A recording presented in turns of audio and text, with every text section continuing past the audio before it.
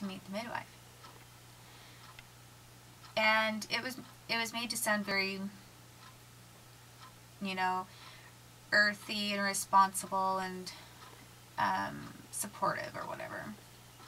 So I thought, well, what can a doula hurt? I guess if they were telling me it was free, well, I'll do it for free. And then I later realized she had to be working for the government or for the state in some way because of some things that she did later. So I basically then assumed that this doula was going to be my advocate and support, and instead she was Stacy Stubblefield's backup and support. Because what happened next, then occurred,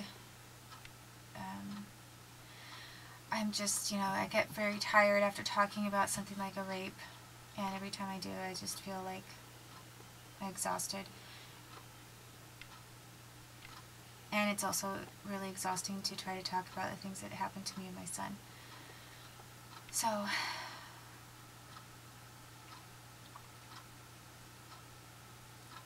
I gained a lot of weight, and I was still walking, but just barely. Otherwise, my pregnancy was very healthy. And at some point, it was about 8 months, I started getting pressured to have my baby early. And I didn't want to have my baby early. I wanted my baby to be securely in my womb as long as my baby needed to be. And then when the child thought it was the right time to arrive, then good. I knew that he'd only been in my womb 8 months, so why would I want to have him prematurely?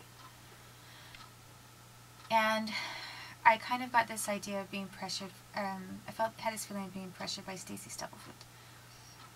And she started suggesting scheduling something to go ahead and she was saying, we can go ahead and have the, she told me at 8 months that I could go ahead and have my baby. She said, your baby's well enough developed that if you want to have him now, we can stimulate contractions so that you have your child earlier. And I didn't go for that idea. And then when I was closer to 9 months and I was really like showing all the signs of getting close to having my water break and everything, and being in that 9-month week, she then wanted to, she then said that she wanted to break my water, or that she could do something, break something, or she could either give me a drug, or she could do this little thing where she just basically separated something small inside of me, and then that would result in my water breaking in 2 hours. And then that would result then in a labor. And I'd already done all this reading about prenatal stuff and labor and that kind of thing. And I read about it, and I read that if that's done, if you artificially trigger or stimulate a labor, that the labor tends to be twice as difficult and twice as hard. So, and I didn't think that I didn't want to coerce something along. So I told her in this one visit, I said, no, I didn't want to do that. So she said, okay, well, let me go ahead and examine you. So she examined me, and she did the exact thing that I told her I didn't want to have done. And sure enough, and she was already telling me when what was good for her schedule. So basically, she wanted me to have my baby on her schedule. I mean, like she was thinking ahead of not wanting to be woken up at a certain time or wanting something to happen on a certain day. So she examined me, and she separated whatever it was that you do to trigger the water to break. And I went home, and sure enough, within 1 hour, my water broke. And I knew it. Right away I was like, she did what she asked me if I wanted to have done. And when I said no, she didn't, and she didn't like my answer, because I remember. And when I told her no, she did it anyway. Which is, kind of how Stacy Stubblefield is as a person. I have nothing positive to say about the woman.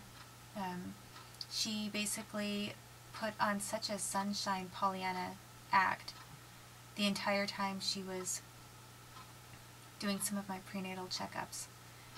You know, very bright, cheery, laid back.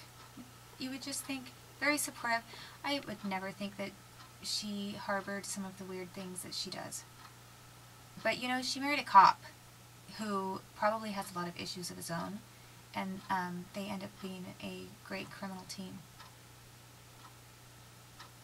So, I found out that Stacy Stubblefield has been involved in trying to set up a lot of other single women and young unmarried women to have their children taken away and given up for adoption as well. And some of the people that I've heard about, or who talked to me about her, sounded like maybe they did have some kind of a drug problem or something going on. But knowing how she defamed me and how she lied about me to try to make it sound like I did, I don't really trust anything that would be written in a record from her. I mean, I would be very suspicious about any kind of record that's being generated by Stacy Stubblefield and her husband as well, because people like that stay married only if they can tolerate the lies and criminal actions of their spouse. So both of them are equally criminal. And I don't think that later, what happened with me and my son, I don't think her husband wanted to lose his house and his property in a lawsuit over what she had done. So, basically, she triggered my pregnancy to start my labor to start early. And then all of a sudden the doula, I'm calling the doula because I was supposed to do that when it started at home. And I called the woman, and she came over. I remember the weirdest thing was that she came over with she had come over on one other occasion prior to my water breaking, I think. I think she was there one other time, or maybe it was just that one time she was there. She came over one time and she painted my belly. That was supposed to be like the hippie natural thing that was like appealing to me. And did like it wasn't a henna thing, but it was sort of like a henna painting of my stomach. It was very relaxing, and I thought, you know, there's no harm done. But I think that was the time, or maybe the time before, she brought over a couple of items. One thing that she wanted to put in my cupboards because she wanted an excuse to look in my cupboards. And then the other thing, she said she wanted to refrigerate because she wanted to have an excuse to go herself to my refrigerator and see what I had in my fridge. And at that point, that's when I had the idea come to my mind rightly, that she was connected to the state. Because I thought that's really strange. She doesn't want me to open the cupboard or just leave these items out on the counter, or one thing in the fridge and the other thing on the counter. She was opening up my cupboards and saying she wanted to put these different things there. And I knew right away she was checking to see what kind of food I have, to see whether I have enough food for myself or my child, or what I'm eating. I mean, I was huge. And I later, she said to me, after she looked in my cupboards and fridge, she said, and you don't even have, she said, you don't even have any junk food. And I said, no, I don't eat any junk food. And then she said, how did you get all of this organic food? Because my cupboards were stocked full of organic things. And I had organic oil, like I've described, you know, the omega-3s and for the different glycerids and fatty chain acids, or fatty acid chains. I had, and everything said organic on it. And so, even in my fridge, everything was organic.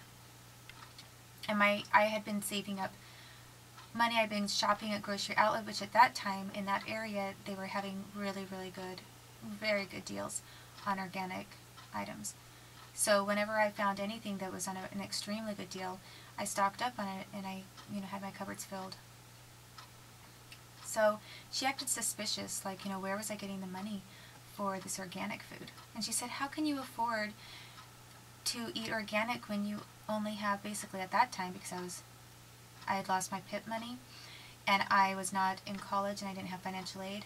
The only thing that I had was state assistance. I was forced to go on state assistance. So I had $400 a month.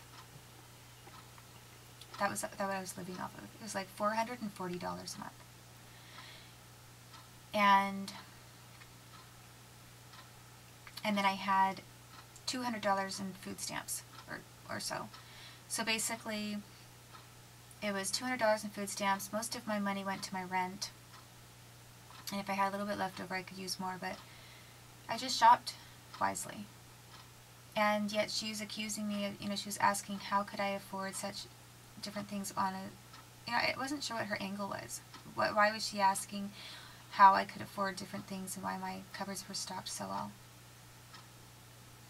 So she was basically a rat for somebody, or a snitch for somebody and she had nothing to rat on about me. But she was obviously working for the state and looking for something bad. And at that point, I did have a bad feeling. I think it was the time that she came to paint my belly that happened. And I almost got rid of her. And I should have trusted my instincts, but I didn't. I just thought, well, she'll just be an extra advocate. And instead, she ended up being an extra advocate for Stacy Stubblefield and the state and the horrible things that they did. So she came over after my water broke. And I was laboring at my house for an extremely long time before we went to the hospital. And then when my contractions were very close